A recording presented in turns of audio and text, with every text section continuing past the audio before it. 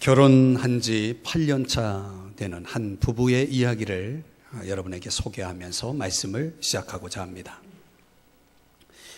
이 가정은 남편이 부도를 맞았고 또 이 아버지의 이 부도 일로 인해서 아이들이 이것저것 경제적인 어려움 때문에 학교 가기 싫다고 하면서 방황을 합니다. 이 아내 자매님은 너무너무 속상한 거예요. 근데 어느 날 친정엄마가 생각이 나서 부산에 사는 친정엄마를 무작정 찾아가게 됩니다. 그래서 엄마한테 이야기하는 거예요. 엄마, 너무 힘들어요. 그러면서 엄마에게 그 힘든 이야기들을 다 이렇게 늘어놓습니다. 한참 이야기를 듣던 엄마가 갑자기 부엌에 가더니 냄비 3개에 물을 넣고 끓이기 시작하는 거예요. 그리고 그 각각의 냄비에다가 한 냄비에다가는 당근을, 한 냄비에다가는 달걀을, 또 한 냄비에다가는 커피를 집어넣어서 끓이는 겁니다. 그러면서 이제 불을 끄고 다 끓인 다음에 불을 끄고 엄마가 딸에게 이렇게 이야기를 합니다. 딸아, 이 3가지 산물이 다 역경에 처하게 되었단다. 여기 끓는 물은 바로 역경과 같아요. 그런데 자 봐라, 이 3가지 물질이 전부 다 다르게 반응하지 않니? 당근을 봐, 단단하고 강하지 않았니? 그런데 끓는 물을 만난 다음에 이 당근이 어떻게 됐니? 부드러워지고 약해졌잖아. 달걀을 봐, 이 달걀은 얼마나 연약했니? 껍질이 얇아서 안에 들어있는 내용물을 제대로 보호할 수 없었던 이 달걀이, 그렇지만 끓는 물을 견뎌내면서 어떻게 됐니? 그 안이 단단해졌지? 그런데 커피는 좀 독특해. 커피는 끓는 물에 들어간 다음에 물을 변화시켜버린 거야. 딸아, 힘들지? 힘든 상황에서 너는 당근이니 달걀이니 커피니? 이렇게 물었다고 합니다. 여러분의 옆에 계신 분에게 슬쩍 당근입니까? 달걀입니까? 커피입니까? 시작, 물어보시기 바랍니다. 그럼 물어보라 그러면 안 물어봐요. 당근이지? 당근이냐 달걀이냐 커피냐? 어머니가 참 지혜롭게 딸에게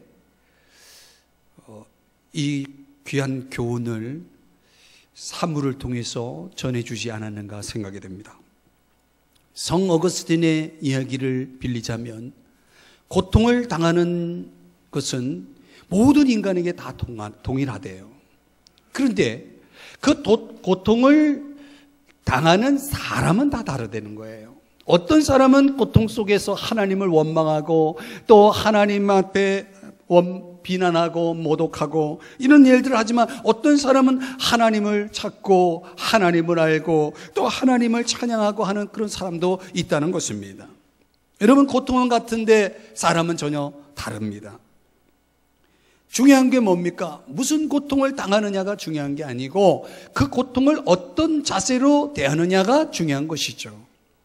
사랑하는 여러분, 오늘 우리가 이 고통의 문제를 어떻게 대하느냐에 따라서 결과도 달라지고 의미도 달라진다는 사실을 우리는 알아야 합니다. 그래서 오늘 성경 본문 18절에 와 보시면은 한번 본문을 다시 한번 보시겠습니다. 짧은 본문입니다. 생각하건대 현재의 고난은 장차 우리에게 나타날 영광과 비교할 수 없도다, 이렇게 말하고 있습니다. 여기 현재의 고난이라는 단어가 사용되고 있습니다. 자, 우리는 지난주에 로마서 8장에 들어와서 아주 중요한 내용을 살펴보았습니다. 우리가 거룩한 길, 성화의 길을 가기 위해서 적어도 우리는 예수 그리스도 안으로 들어가야 하고, 그리고 더 나아가서 우리는 성령의 인도를 따라야 한다는 말씀을 드렸습니다.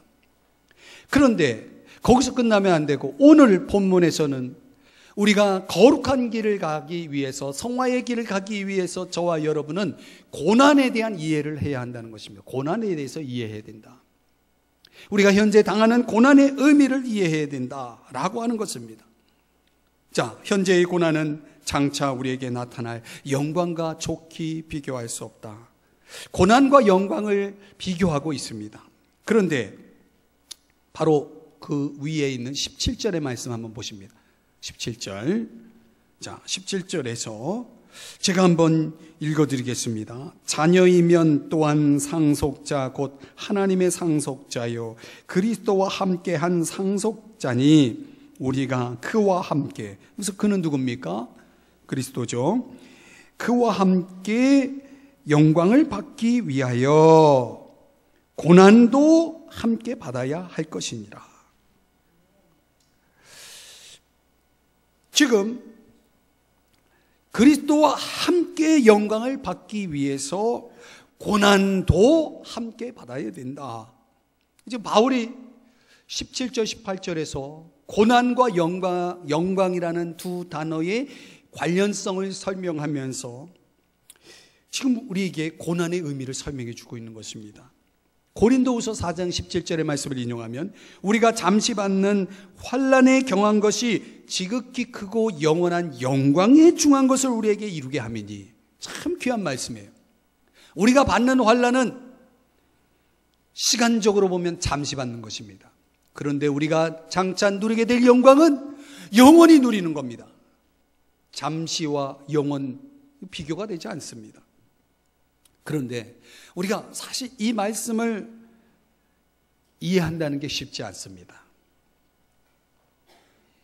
이 머리로, 가슴으로 이해한다는 게 그렇게 쉽지 않습니다. 그런데 잘 생각해 보면 또 이해할 수 있어요. 세상사를 보세요. 저는 이 세상이 돌아가는 원리 가운데 고난과 영광은 동전의 양면과 같다라고 생각합니다. 고난 없는 영광이 있나요? 영광을 위한 고난이 영광을 위해서 고난이 없다면 과연 영광이 존재할까요? 요즘 메이저리그에서 잘 나가는 선수, 우리나라 선수 아시죠? 뭐 스포츠 얘기를 하면 벌써 기분 나빠하시는 분들이 있어서 제가 이 예를 안 들으려고 그랬는데, 하여튼 운동선수 중에 잘 나가는 선수가 있는데 참 잘해요. 그 미국 사람들도 놀라는 거예요. 근데 왜 그 선수가 그렇게 잘하느냐? 그렇게 참 뛰어난 선수가 되기 위해서 그 선수가 얼마나 많은 고난과 고통을 겪었는지를 사람들이 모릅니다. 우리는 그 선수가 그 자리에 있기까지 그가 얼마나 많은 고통을 견뎌냈을까 생각을 해보셔야 됩니다. 영광의 배경에는 엄청난 고난이 있는 거예요. 공감하시죠? 세상이 돌아가는 원리가 그렇지 않습니까? 우리가 성공하기 위해서 열심히 땀을 흘리지 않습니까? 땀을 흘리지 않고 어떻게 세상에 성공할 수 있겠어요? 어려운 겁니다. 신앙적인 원리도 마찬가지입니다. 우리가 구약 성경을 보면 선지자들이 이런 많은 선지서를 썼는데 그 선지서들 가운데는 의인의 고난에 대한 많은 의문들이 나옵니다. 왜 그러냐면 상선벌악입니다. 선한 것에는 상이 있어야 되고 악한 것에는 벌이 있어야 된다는 공식이 있었기 때문에 그래요.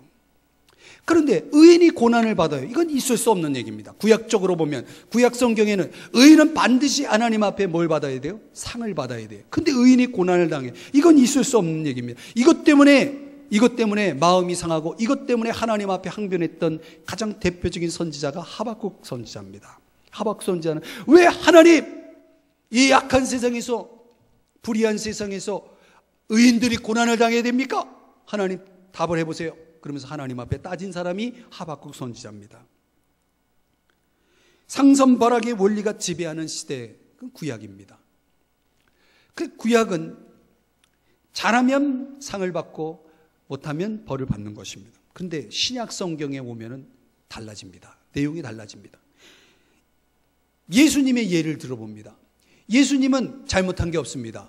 그런데 어마어마한 벌을 받으셨습니다. 십자가의 벌을 받으셨습니다. 이걸 어떻게 설명할 수 있겠습니까? 요한복음 15장 20절에 예수님께서 제자들에게 이렇게 말씀했습니다. 사람들이 나를 박해하였은즉 너희들도 박해할 거야. 이건 도대체 제자들이 이해할 수 없는 얘기를 하시는 거예요. 우리가 예수님을 믿고 예수님을 따르는데 왜 박해를 받습니까? 왜 고난을 받습니까? 있을 수 없는 얘기예요. 그런데 예수님은 그렇게 말씀하셨을 뿐만 아니라 당신 자신이 그런 일을 겪으셨어요. 바울을 보세요. 바울은 한때 예수님을 핍박한 사람이에요. 정확하게 얘기하면 예수 믿는 사람을 핍박한 사람이에요. 그런데 어느 날 예수님을 만나고 나서 그는 스스로 나는 그리스도의 남은 고난을 내 육체에 채우노라 이렇게 하면서 스스로 고난을 자초한 사람이에요. 그리고 고난 속에 산 사람이에요.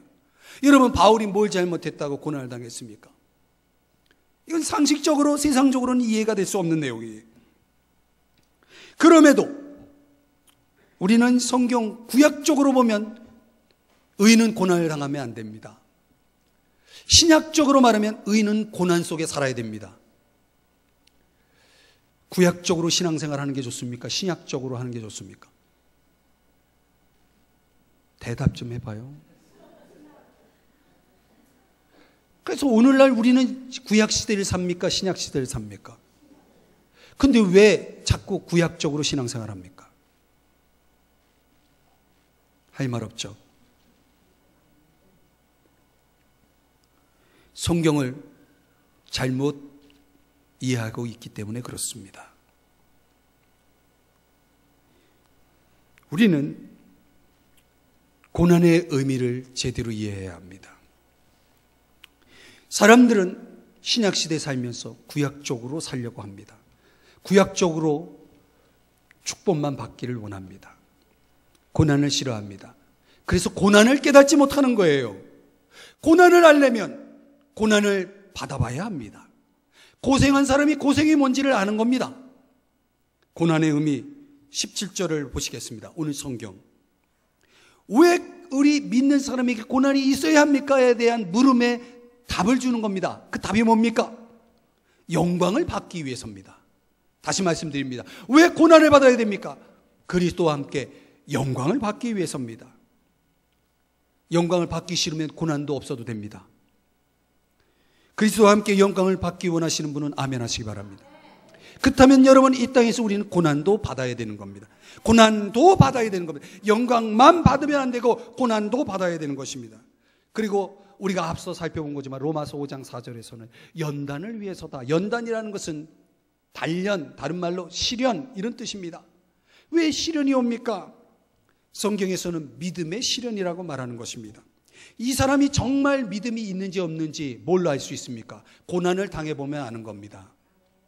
고난 당해보면 그 사람이 가지고 있는 믿음이 딱 드러납니다. 그래서 성경은 묘하게도 이 시련이라는 단어를 파이데이아, 영어로는 트라이얼, 도키메, 영어로는 트레이닝, 이 두 단어를 어원은 같은데 한쪽에서는 시험이라는 단어로, 한쪽에서는 연단이라는 단어로 사용해서 번갈아가면서 사용하고 있습니다. 그럼 우리가 성경을 볼 때는 우리말 성경에는 그게 잘 구분이 안 돼 있습니다. 그러나 원어로 보면 이 두 단어가 복합적으로 여기서는 이렇게 저기서는 저렇게 사용되고 있습니다. 근데 그 두 단어를 묶어서 의미를 설명해 보면 이런 뜻입니다. 어떤 시험을 통과해서 그 통과한 결과로 성장하는 겁니다. 이런 의미가 있는 것입니다. 사람이 어떤 시험을 통과하는 동안 그 훈련의 과정을 잘 거치면 그 사람은 성장합니다. 하나님이 우리에게 고난을 주시는 이유가 뭡니까? 성장을 위해서 주시는 것입니다. 믿음의 성장을 위해서 주시는 것입니다. 세상 사람들은 어떻게 하면 고통 없이 살아갈까를 거기에 초점을 맞춰서 살아간다면 그래서 그들은 고난의 의미를 모르는 겁니다. 우리 믿는 사람들은 고난이 뭔지를 아는 사람이 되어야 됩니다. 그런데 죄송하지만 신앙생활하는 사람 중에도 고난을 성경에 성경의 단어 가운데, 성경의 언어 가운데 고난이라는 단어를 다 빼버리는 사람이 있어요. 고난 없는 신앙을 가리켜서 우리는 뭐라고 얘기냐면, 한번 따라 하십시다. 기복주의. 들어보셨나요? 기복주의 신앙이 뭡니까? 예수 믿으면 잘 된다는 신앙입니다. 예수 믿으면 잘 됩니까? 안 됩니까? 계속 헷갈리는 질문만 던지죠. 예수 믿으면 잘 됩니까? 안 됩니까? 그러면 여러분이 예를 들어서 잘 된다라고 대답하신 분, 생각하신 분 보세요. 어떤 사람이 잘 안 돼. 그럼 우리가 그 사람을 향해서 무슨 생각을 하냐면, 직접 입으로는 얘기 안 해도 생각으로는 무슨 생각을 하냐면, 얼마나 믿음이 개떡 같으면, 제가 표현을 이렇게 리얼하게 해서 죄송합니다. 그냥 여러분이 실감나게 하기 위해서 제가 그렇게 표현한 겁니다. 사람들이 그렇게 생각합니다. 야, 얼마나 믿음이 없으면 말이지. 저런 일을 겪냐 말이지. 그러니까 그 사람이 가지고 있는 사고 속에는 뭐가 있냐면, 예수 잘 믿으면 잘 된다는 거예요. 그러면 잘 안 되면 어떻게 되는 겁니까? 예수 잘 안 믿는 거예요. 축복의 기준을, 믿음의 기준을 이 땅에서 잘 샀냐 못 샀냐로 두는 겁니다. 그래서 어떤 목사님은 이렇게 잘못된 복음을 가르칩니다. 죄송합니다. 목사님 얘기를 해서. 실제로 제가 신앙생활, 청년 때 신앙생활 때 그렇게 가르쳤고, 저도 그렇게 배워서 전도할 때 그랬습니다. 나가서 뭐라고 얘기하면, 예수 믿으면 잘 됩니다. 예수 믿으면 복 받습니다. 이렇게 나가서 전도했습니다. 그랬더니 사람들이 정말 예수 믿더라고요. 근데 어느 날 교회 안 나와. 왜 안 나와? 예수 믿으면 잘 되는 줄 알았더니 잘 되기는 그냥 안 돼. 예수 믿으면 뭐 하냐? 너 예수 믿으면 잘 된다고 그랬지? 왜 거짓말해? 그러면서 안 나와요.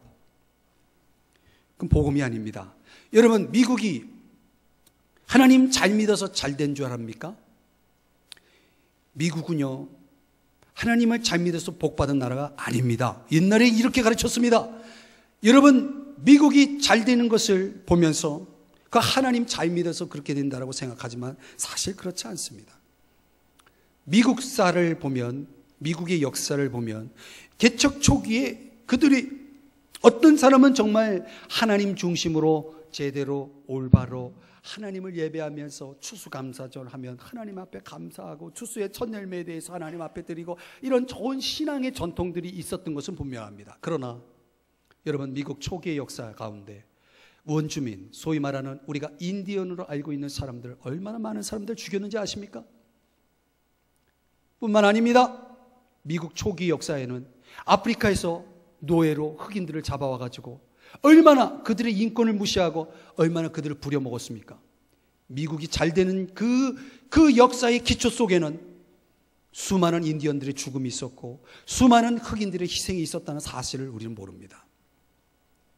그렇게 놓고 보면요, 미국이 기독교 국가라고 말하기에는, 어디 그게 흑인을 노예로 부려먹는 게 그게 기독교입니까? 인디언들을 죽이는 게 어디 기독교입니까? 아닙니다. 역사를 바로 알아야 됩니다. 여러분, 일본을 보세요. 일본이 잘 삽니다. 일본이 잘 사는 게 하나님 잘 믿어서 복 받은 겁니까? 아닙니다, 여러분. 그런 논리로 따지면 우리는 이해 못할 역사들이 너무 많습니다. 우리는 기복주의 신앙에서 벗어나야 됩니다. 신자가 고난을 당합니다. 그러면 여러분, 그거는 믿음이 없어서도 아니고 예수 잘 안 믿기 때문에 그런 것도 아닙니다. 어떤 고난은 예수 잘 믿기 때문에 당하는 고난이고, 예수님 안에 있기 때문에 당하는 고난이고, 예수님을 따르기 때문에 당하는 고난인 것입니다. 확실한 것은 그것입니다. 우리 신자들이 현재 당하는 고난은 우리를 기다리고 있는 영광에 의해서 완전히 소멸될 것이라는 것입니다. 아무리 그 고난의 흔적을 찾고 싶어도 하나님이 우리에게 장차 누릴 수 있도록 허락하시는 그 영광 속에 가려져서 고난은 보이지 않는 것입니다. 이 땅에 사는 동안 우리가 겪는 모든 고난은 고통인 것입니다. 그런데 오늘 성경에서 그 고통이라는 단어를 탄식이라는 단어로 설명하고 있습니다. 세 가지의 탄식을 소개합니다. 22절은 피조물의 탄식, 23절에는 성도들의 탄식, 26절에는 성령 하나님의 탄식. 이걸 간단하게 제가 설명해 보겠습니다. 19절에 보면 피조물, 여기서 말하는 피조물은 인간을 뺀 피조물입니다. 그래서 흔히 자연을 말하죠. 지금 자연은 뭐 하고 있냐면 하나님의 아들들이 나타나기를 기다리면서 고대하면서 22절 탄식하고 있다, 이렇게 말하고 있습니다.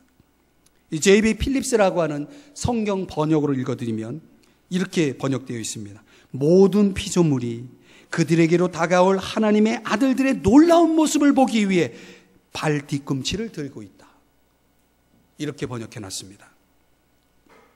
이게 무슨 얘기입니까? 21절에 보면 현재의 이 땅에서 피조물들은 죄의 저주를 받고 있습니다. 누구의 죄입니까? 피조물들이, 자연들이 죄를 지었습니까? 아닙니다. 누구의 죄입니까? 인간들의 죄. 이 죄가 하나님의 자녀들에게 있어서 완전히 사라질 때 피조물은 어떤 일이 벌어지냐면 그들이 지금 고통당하고 있는, 죄로 인해서 고통당하고 있는 그 모든 죄의 속박에서 벗어나서 영광 가운데 피어나게 됩니다. 그래서 오늘 예배가 끝나면 여러분들이 나가서 나무 하나 붙잡고, 야, 우리 인간 때문에 네가 얼마나 고생하고 있니? 이렇게 위로 한마디 해주시기 바랍니다. 정말이라니까요. 이 피조물들이 뭐하고 있어요? 탄식하고 있는 것입니다. 왜? 인간의 죄 때문에. 여러분, 자연은, 인간이 자연을 대하는 방식대로 자연은 우리를 대합니다. 지금 자연의 재해들이 일어나고 있습니다. 왜 그렇습니까? 인간이 그렇게 대하고 있기 때문에 우리에게 역으로 돌아오는 것입니다. 부메랑이 돼서 돌아오는 것입니다. 지금 피조물은 뭐하고 있어요? 탄식하고 있는 것입니다. 무엇을 탄식하고 있는가? 그 죄로 인한 고통을 탄식하고 있는 것입니다. 그래서 그들은 하나님의 자녀들이 변화될 날에만 기다리고 있는 것입니다. 23절, 신자들도 탄식합니다. 뭘? 몸의 속량을 기다리면서. 여기 성령의 처음 익은 열매로 신자들을 소개하고 있는데, 이것은 풀었으면은 성령을 통해서 우리가 믿음을 갖고 예수님을 주라 시인하게 되었고, 성령을 통해서 우리가 새로운 생명을 얻는 거듭남의 체험을 하게 되는 것입니다. 그래서 성령의 처음 익은 열매다, 이렇게 소개하고 있는 것입니다. 그런데 성령으로 거듭나도, 새 생명을 얻어도 여전히 고통이 있는 것입니다. 무슨 고통이 있을까요? 우리 몸을 통한 고통이 있는 것입니다. 우리 몸은 어떤 몸일까요? 시공간의 제한을 받는 몸입니다. 쉽게 병드는 몸입니다. 그리고 죄악된 욕망에 이끌리는 몸입니다. 이런 몸, 연약한 몸, 이 몸이 완전한 구속을 받는 그날이 언제냐면 주님이 다시 오시는 날입니다. 그때 우리는, 저와 여러분은 그리스도와 같은 신령한 몸으로 변화됩니다. 이 신령한 몸의 변화를 그려주고 있는 성경이 고린도전서 15장입니다. 나중에 여러분들이 집에 돌아가셔서 고린도전서 15장을 읽어보시기 바랍니다. 그 성경을 읽어보면 우리가 장차 우리 주님이 오시면 우리가 어떻게 변화될지를 소개해주는 내용들이 자세히 소개되어 있습니다. 중요한 것은 우리도 그날을 기다리면서 뭐하고 있어요? 속으로 탄식하는 겁니다. 주님 빨리 와주세요. 이 연약한 몸으로 사는 거 지긋지긋해요. 빨리 와서 제 몸을 변화시켜 주세요 하면서 속으로 뭐예요? 탄식하고 있는 것입니다. 진짜 거듭난 사람은, 진짜 새로워진 사람은, 진짜 믿음을 가진 사람은 속으로 주님이 빨리 오시기를 기다리면서 탄식해야 됩니다. 여러분 속에 그런 탄식이 있습니까? 한번 옆 사람에게 물어보세요. 혹시 그런 탄식이 있으십니까? 시작. 난 그런 거 있는 줄도 몰랐어요. 그러신 분들은 죄송하지만 거듭나지 않은 사람입니다. 성령이 없는 사람입니다. 성령이 있는 사람은 주님이 빨리 오기만을 기다리면서 탄식하고 있어야 됩니다. 세 번째 탄식은 성령의 탄식입니다. 성령님의 탄식은 뭡니까? 왜 탄식합니까? 우리 연약함 때문에 탄식하는 겁니다. 그래서 우리 연약함을 보면서 성령님은, 믿는 자 안에 있는 성령님은 계속해서 우리를 보면서 너무너무 안타까워하시며 탄식하는 겁니다. 우리의 연약함이 뭡니까? 죄와 고통 속에 살아가는 연약함입니다. 그리고 하나님의 뜻대로 살지 못하는 연약함입니다. 죄의 유혹에 늘 넘어지는 연약함입니다. 그런 거 보면서 성령님은 너무나 슬픈 거예요. 너무나 안타까운 거예요. 사랑하는 여러분, 오늘 이 세상에 존재하는 고통을 사도 바울이 자연과 성도와 신자와 그리고 성령 하나님의 탄식으로 설명하면서 이런 모든 탄식은 이 세상 사는 동안만 존재하는 탄식입니다. 우리는 이 탄식, 이 고통을 지나갈 것입니다. 지나가면 뭐가 기다립니까? 영광의 아침이 오는 거예요. 고난이 지나가면 뭐가 기다리고 있습니까? 영광이 기다리고 있는 것입니다. 그렇기 때문에 우리는 이 탄식을 지나가야 됩니다. 이 고통을 지나가야 됩니다. 그리고 영광을 맞이해야 됩니다. 할렐루야. 그리고 영광을 맞이하기 위해서 저와 여러분에게 필요한 세 가지가 있습니다. 첫째는 기다려야 합니다.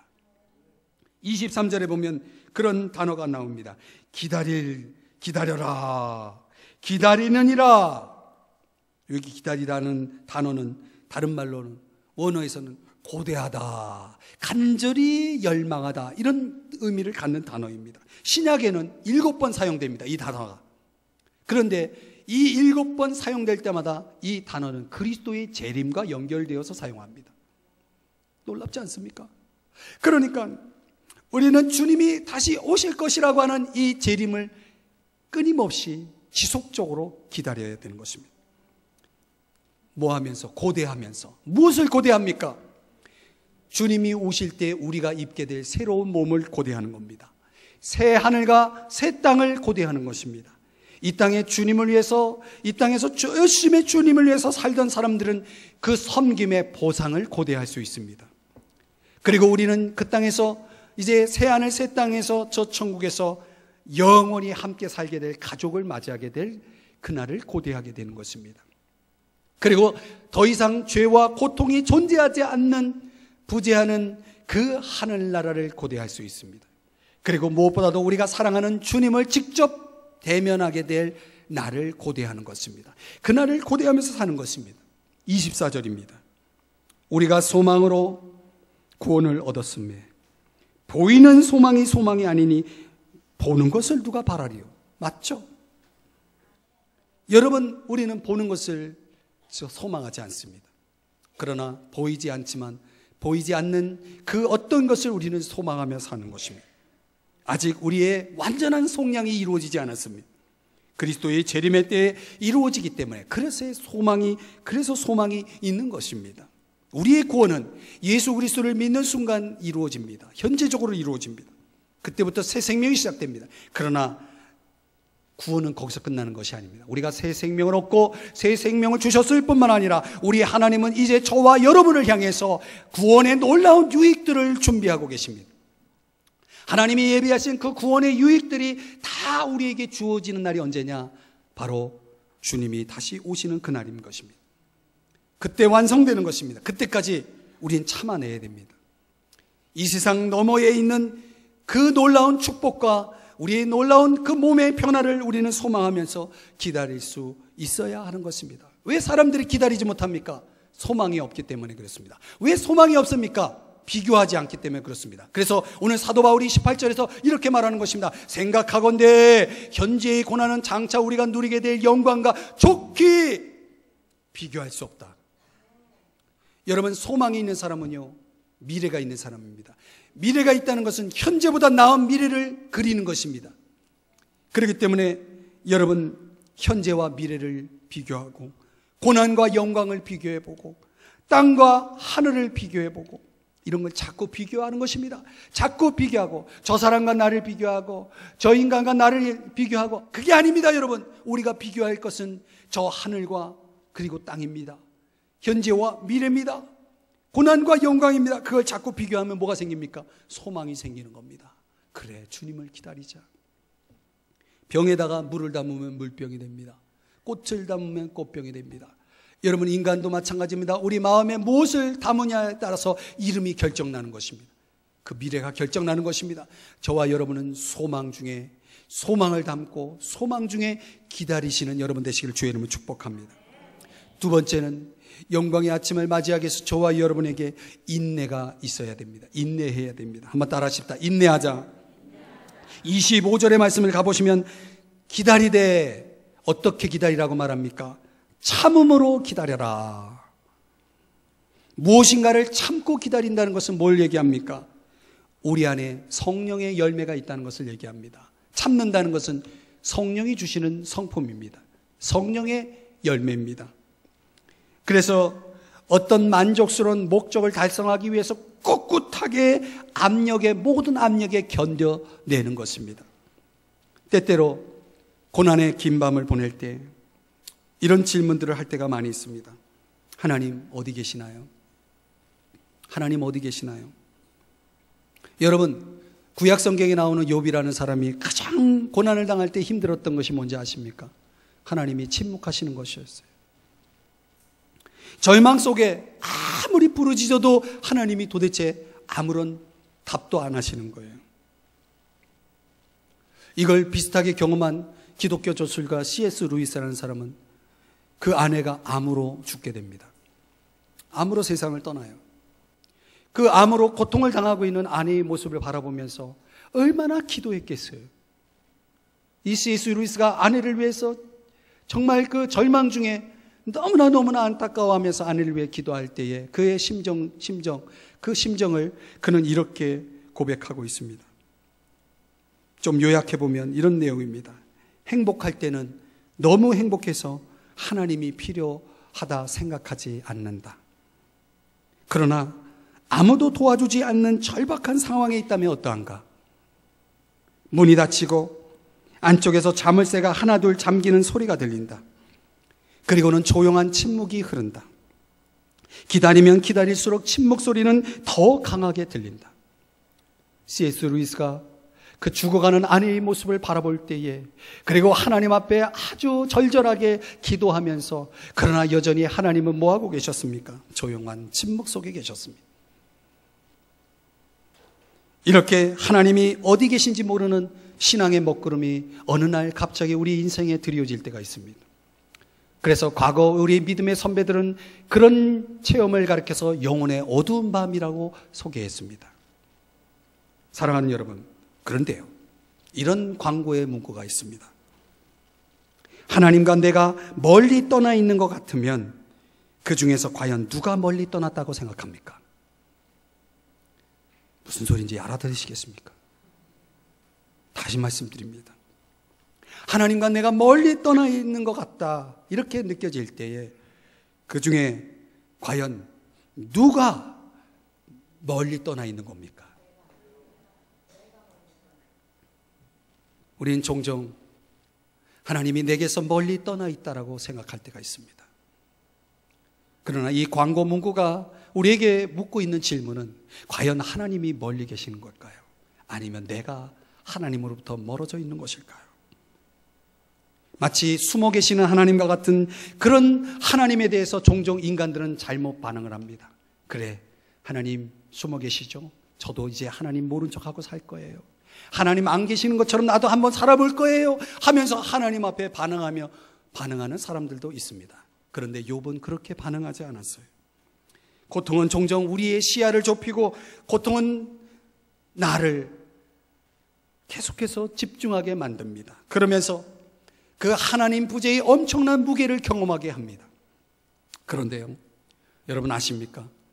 우리의 인생의 무대 뒤를 잘 살펴보면 어떤 면에선 하나님은 욥이 고난을 당할 때보다, 그 고난을 당할 때 그때보다 욥을 더 가까이 하신 적이 없어요. 아십니까? 하나님은 욥을 떠나본 적이 없으세요. 욥 바로 옆에 계셨어요. 그런데 욥이 하나님을 보지 못했어요. 어쩌면 우리들에게도 그런 경험이 있을지 모르겠습니다. 여러분 아십니까? 자연세계에서 인간은 빛의 30%만 수용할 수 있대요. 그러나 꿀벌과 비둘기 같은 존재들은 우리 인간의 눈으로 보이지 않는 자외선 같은 것들을 다 볼 수 있대요. 여러분, 인간이 본다면 도대체 얼마나 볼 수 있을까요? 우리 하나님이 창조하신 이 자연세계 속에서도 겨우 일부분만 보는 우리의 눈으로 과연 그 모든 만물을 창조하신 하나님을 본다면 얼마나 우리가 볼 수 있겠습니까? 얼마나 이해할 수 있겠습니까? 그렇기 때문에 사랑하는 여러분, 아무리 하나님이 멀리 떠나 있다라고 하는 것처럼 그렇게 보일지라도 여러분, 우리에게는 하나님이 결코 나를 떠나지 않고 결코 나를 버리지 않는다는 사실을 알아야 됩니다. 이것을 가르쳐서 믿음이라고 말하는 것입니다. 야고보서 5장에서 그렇게 비유로 야고보 저자가 설명합니다. 농부들은 귀한 곡식이 자라기를 기다립니다. 더디지만 비가 내려 분명한 결과를 낼 때를 인내심을 가지고 기다립니다. 그렇죠. 여러분도 그렇게 참고 기다리십시오. 마음을 한결같이 강하게 하십시오. 주님은 언제라도 오실 수 있습니다. 이게 더 메시지 성경 번역으로 제가 야고보서 5장 7절 8절을 읽어드렸습니다. 여러분, 참지 못하는 아이들이 있습니다. 어리기 때문에 그렇습니다. 그러나 만약 우리가 영적으로 어린아이처럼 그렇게 참지 못하고 인내하지 못하고, 그래서 마침내 정말 우리에게 가져올 그 영광스러운 것을 우리가 제대로 기다리지 못하고 놓친다면 이것처럼 어리석은 것은 없는 것입니다. 사랑하는 여러분, 하나님의 선하심과 지혜를 믿으셔야 합니다. 하나님은 하나님의 방법으로 하나님의 때에 가장 정확하게 그 모든 결론을 내리실 것입니다. 하나님의 뜻이 펼쳐질 때를 기다리면서 잘 참으시기를 바랍니다. 마지막으로 알아야 합니다. 오늘 성경 28절에 가보시면 우리가 알거니와 라고 말하고 있습니다. 무엇을 압니까? 모든 것이 합력하여 선을 이룬다는 사실을 아는 것입니다. 그런데 종종 우리는 이 로마서 8장 28절을 무엇을 해도 잘 된다는 식으로 오해하는 경향이 있습니다. 그렇지 않습니다. 여기서 말하는 모든 것은 우리가 세상 살면서 겪는 모든 것을 말합니다. 좋은 일, 나쁜 일, 형통한 일, 불행한 일, 사람을 만나고 헤어지는 일, 살고 죽는 일, 이 모든 것들이 다 여기에 포함되어 있습니다. 그리고 여기서 말하는 선이라고 하는 것은 어떤 선을 말합니까? 29절에 나와 있습니다. 아들의 형상을 본받게 하기 위하여. 하나님이 진정 원하시는 목적, 하나님이 정말 좋아하시는, 그분이 계획하고 계시는 이 목적이 무엇이냐면 우리가 아들의 형상, 즉 예수 그리스도의 형상을 본받는 것입니다. 에베소 1장 4절에 이렇게 말씀합니다. 창세전에 그리스도 안에서 우리를 택하사 우리로 사랑 안에서 거룩하고 흠이 없게 하시려고. 오늘 아십니까? 이 땅에 사는 동안 저와 여러분에게 일어난 모든 일들은 이 목적을 향하고 있다는 것입니다. 저와 여러분이 거룩하고 흠이 없게 하기 위해서. 여러분, 우리에게 일어나는 모든 일들이 선할 수는 없습니다. 그러나 하나님은 우리에게 일어난 모든 일들을 궁극적으로 선하게 역사하시고 이루실 것입니다. 우리 무대 뒤에서 지금도 하나님은 일하고 계십니다. 여러 가지 비극적인 일들, 실수, 이런 모든 것들 속에서 여전히 자기를 사랑하는 자들, 하나님을 사랑하는 자들에게 지금 하나님은 선한 결과를 만들어내고 계시다는 사실을 믿으시기 바랍니다. 그래서 오늘 28절에서 하나님을 믿는 자를 하나님을 사랑하는 자로 설명하고 있습니다. 여러분, 진정한 믿음이라는 것이 뭡니까? 참된 믿음의 여부가 뭡니까? 믿습니다 해서 아멘 해서 믿는 게 아닙니다.